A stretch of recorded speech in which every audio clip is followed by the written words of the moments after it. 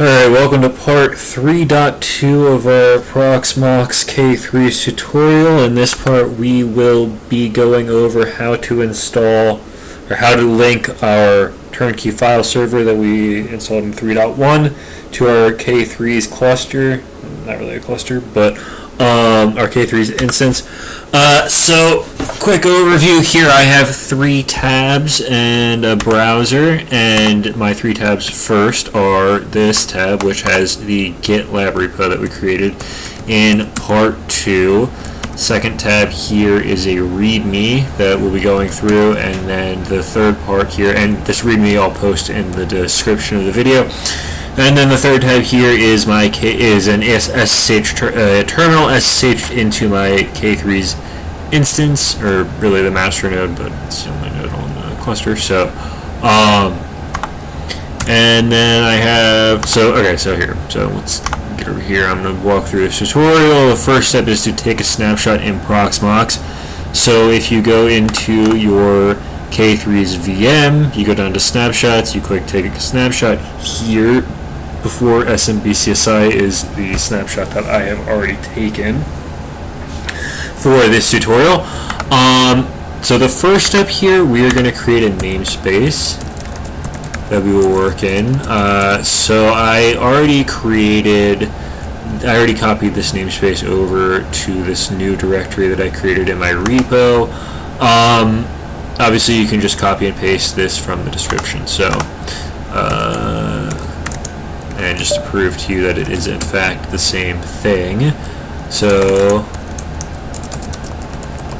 now I just need to add it. Okay, add that.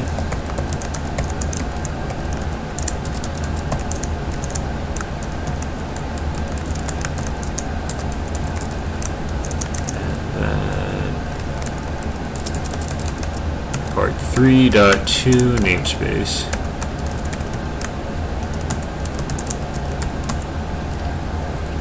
Push that up, and now this will be created.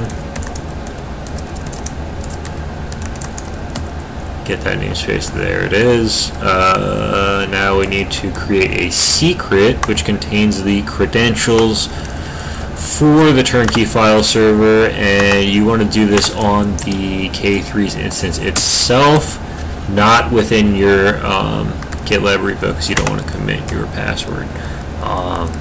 Here's the thing, make sure you do it in the right namespace. Here's the command for doing that. Name it this, and if you don't want to do that or put it in that namespace, make sure you correct the later sections of this tutorial, including this one, which is deploying the actual CSI-provisioner. So in order to do this, I created a little script here which will download all the resources and will read and will change the namespace that they're in from kube-system to the namespace that we've created. Here is where I got that from. This is the CSI, the container storage interfaces main repo. Obviously this is under the Kubernetes CSI projects. So if you go through this, blah blah blah, it has this script here which you can run on your K3s instance yourself if you don't want to use GitLab for doing this, but because I'm using GitLab, and if you go into that, it'll do this stuff. It'll download these scripts and apply them one by one. I instead want to download them, commit them to GitLab, and then have GitLab apply them for me via the GitLab agent K flux that we did in the second tutorial. So in order to do that, I created this script, and it is also right here. Here's the script. You would need to add this shebang bin bash here when you do it. Make a file, copy this in, add that, chmod +x, and then do download resources, and it will run and it will download these resources, and you can commit them, and here they are. Add the rbac-csi-node, csi-driver, csi controller, and do not add the storage class just yet. You probably can, but there's some things that I want to go over about that.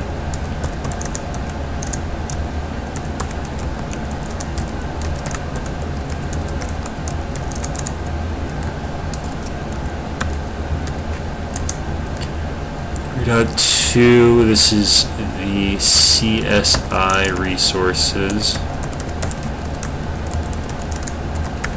Push that up, make sure that they get created.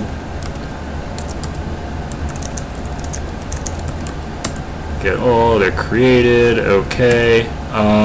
Then finally we are going to create a storage class to make provisioning persistent volumes a lot easier when we go to deploy charts or resources, whatever. Couple things here. So obviously make sure you do the namespace correctly. I just named mine SMB. I added this annotation here to make this the default storage class because I won't be creating another one in this tutorial. The source here, make sure you put your IP like so. Obviously, if you'll recall from the first, or from part 1 of this, of 3.1, this was actually in the serve kubestore directory. For whatever reason, it's just shortened to kubestore when you use it from here. Make sure you specify the secret and the secret namespaces correctly here, and then that's pretty much it. Let me make sure I have. Let me commit that. CSI-SC. Let me do Vim, and make sure, like I said, make sure source is correct. Make sure everything's good. It looks good.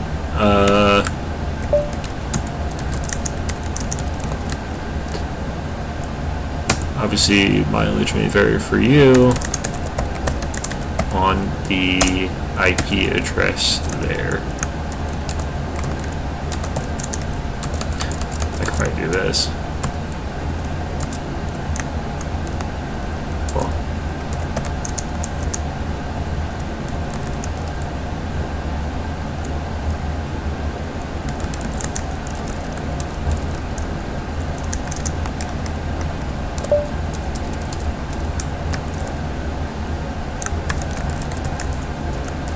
Maybe that p3.2 storage SMB storage class. Okay, push that up, and now you can see we have a storage class.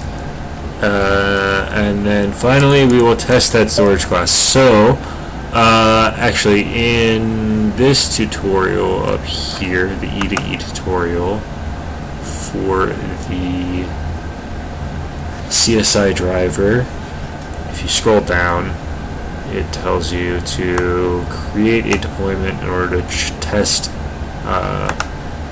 if you have everything right. I copied those steps down here, and so you can run these over here. Hold on.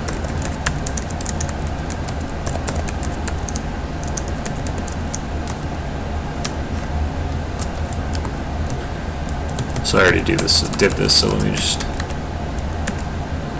delete it real quick.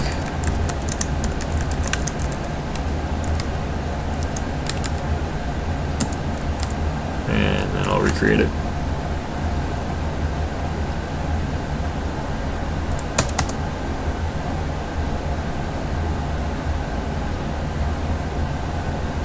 Probably take a second or so.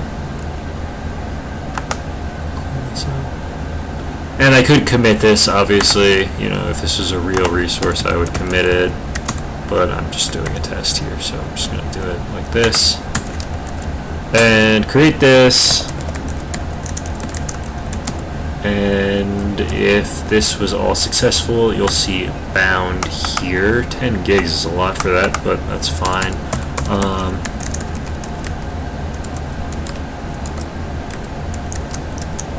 And you'll see all of this information successfully provisioned to volume. So you'll see these persistent volumes. Interestingly, yeah, so these are terminating. So I had already done these earlier when I was testing this out. And you can see the stateful set is up and running. Let me describe it just to make sure. There's no tricks here. Looks like everything's good.